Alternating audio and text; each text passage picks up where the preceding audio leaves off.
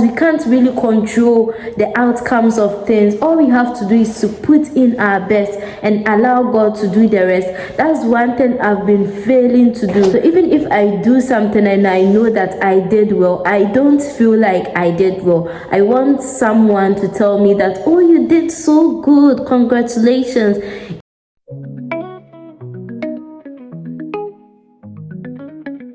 Hi guys, welcome back to my channel. Thank you so much for sticking by. Today I just want to talk about fear, anxiety and panic. So one person who is known to be confident. I have always been a very confident person, but recently I've been having a lot of fears and a lot of panic attack, anxiety and all those sort of things. So I try to understand why and where these things were coming from. Yesterday I decided to set up my business because there's something I've been thinking about for a long time. I want to start a business, also because I'm in my 20s and this is the time for me to discover myself, for me to build businesses, for me to do all those sorts of things, right? For me to love myself, for me to develop. So yesterday I decided to set up this business that I've always wanted to. So I created a group for this business. I added people to it. And then after doing all these things, I even called my sister to ask her for advice on what to do and what not. After doing all these things, I started having panic attacks. I started being scared. I was shivering. I was like, what if I'm not competent enough? What if I can't do this thing? What if now I get people purchasing my business, but then they realize that, oh, this girl can't even do it and stuff like that. I started being scared. Then I decided to just do a little bit of introspection. Because girl, I wasn't like that some time ago. So where is all these things coming from? I decided to do my quiet time to reflect, to journal, to brainstorm. And then I got these things. I wrote them down. So I think I would read some of them to you. First, one reason why I am afraid, the first reason I got is because I want to do great. I want to achieve a lot of things in this world, and then I am afraid that what I am doing is not great enough. Like, you know, when you want to do this thing, you want to achieve something, and because of that you put all your focus on it, you put all your energy on it, but then now you start being afraid that what if what I'm doing is not good enough? What if the energy I'm putting in is not enough? What if after doing it I don't get the results I want? So I started thinking about all these things, and that's one place that brings the fear and the panic and the anxiety. Another reason why I was having all these fears is because in my mind I'm like, oh, a lot of generations are tied to me. A lot of people are counting on me, so I can't afford to let them down. I have to do great. I have to prosper. I have to succeed. So all these things just brings a lot of anxiety. It just brings a lot of pressure, the pressure of wanting to do better, the pressure of wanting to do more. But this is one reason why I was just getting scared and all that. Even with presentations, I was one person that loved presentations a lot because I always was like, I want to share my ideas to other people so that they would also know my ideas. And it's nice to share your ideas to others, right? But now in university I loved sharing my ideas. That is in undergrad. But now in my graduate life, during my masters, even during presentations, I start to panic because I want good grades, right? I don't want to just present. Before, I always presented and I knew that whatever I'm presenting is good. But now I'm so focused on the grades that I don't even enjoy the presentation, and it leads to a lot of fear, it leads to a lot of panic, which is not a good thing. So the solution is to just enjoy life, enjoy my presentation, just think about me sharing my ideas to others and others learning from what I know. And another reason why I've been having all these fears, all these panic attacks, is also because I'm too focused on other people. I want validation from others. I want to be liked by others, doing things to, in quotes, impress others. So even if I do something and I know that I did well, I don't feel like I did well. I want someone to tell me that, oh, you did so good, congratulations. If that person doesn't tell me that, I feel like, did I do good enough? Did I do something wrong? Yada yada yada. So on Sunday, I was one of those leading service, right? I was doing the opening prayer. And after the opening prayer, I was thinking about a whole lot of things. I had 10 minutes for the opening prayer. After, I was thinking, did I exceed 10 minutes? Was I supposed to sing this song? Was I not supposed to sing this song? Was I supposed to do this, that? But very deep within me, I know that I did great, because I wasn't even doing it to impress anybody. I just had this service. It came from the inside of me. But after doing it, I had all these things. I wasn't even happy with myself for the thing I did, right? For the presentation I did. But after church service, I got people coming to me. They were like, oh, well done, you did well, yada yada yada. And after them saying that, I now felt happy. I felt proud of myself. So I was wondering, why do I need validation from people? Why do I need people to tell me that I did well before I feel I did well?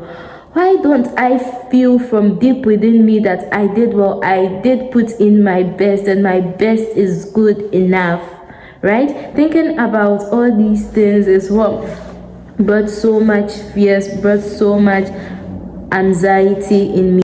Another reason why I've been having all these fears, all this panic and anxiety, is that I am a perfectionist. I am a full-time perfectionist. I just want things to go right. I want things to go as I have planned in my head, right? As I have envisioned. You know how they be like, oh, your imagination, the Lord can do more than you can think and imagine. So I have these thoughts of how I want things to go in life. When they are not going in that way, I start to have fears. I start to be anxious. But then God tells us that we shouldn't be anxious about anything. With all things, with prayer, supplication, and thanksgiving, we should let our requests be known to God. And it's not even about us. We can't really control the outcomes of things. All we have to do is to put in our best and allow God to do the rest. That's one thing I've been failing to do, to just give it all out to God, right? He says that we should cast our burdens onto Him, for He cares for us. We thinking about all these things doesn't even add up to our life. We can't change the results just by thinking about them. So I should just not be so much of a perfectionist. I should just do my best. That's the main focus about this life. Just do your best. Put in the effort. Do what you have to do. Do what you can do. Do what you can control. And leave the rest to God to do it. And another reason why I am afraid is because of the unknown. Like, because of the future, fear of the unknown. I don't know what the future has for me. I don't know the end result, so I am afraid. What if what I am putting in doesn't give me the result at the end, right? Let's say this is my goal, is to do that. My goal is that starting this business, it's going to succeed, right? That's the future goal. But this fear. I have this fear that what if the future doesn't lead to success? What if the future leads to failure? What if all this time and money and energy and resources that I'm putting in right now doesn't bear the fruit that I want it to bear? So these things are also one of the reasons why I end up having this anxiety. I end up having these fears and this panic attack. But one thing I should also know is that I don't need to worry about the future. I should give the future to God. God is the one that sees the future. He has already planned my life. He knows my future. He knew me even before I was born. He planned this life for me. He ordained this life for me, right? Faith is the assurance of things hoped for, and the conviction, the assurance of things hoped for and the conviction of things not seen. I don't see the future, but I am convinced that God holds my future, and if He holds my future is bright. So one thing I have forgotten is the God factor in my life. I think that's the main reason why I've been having all these fears. Even though I know God is with me, I know He is in me, I've forgotten about it. There is one thing to know all these things and to be convinced, to be certain about these things, and that's the part that I was lacking. I forgot who I am in Christ. I forgot who I carried. I forgot that I am the best and I never fail. I am a success. I succeed and I never fail. Well, if I have this in my mind, there is no way I'm going to be afraid of anything, because I know who is with me.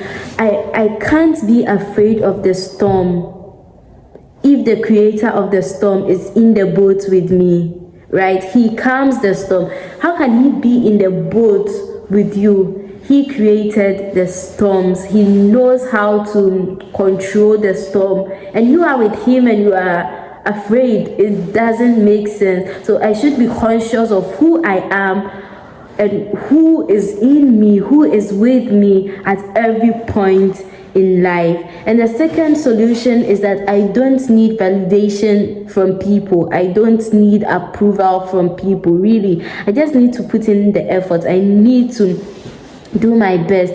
Worrying and panicking and all these anxiety, they don't add anything to my life. They don't profit my life in any way. And so far as I know, I did put in my best.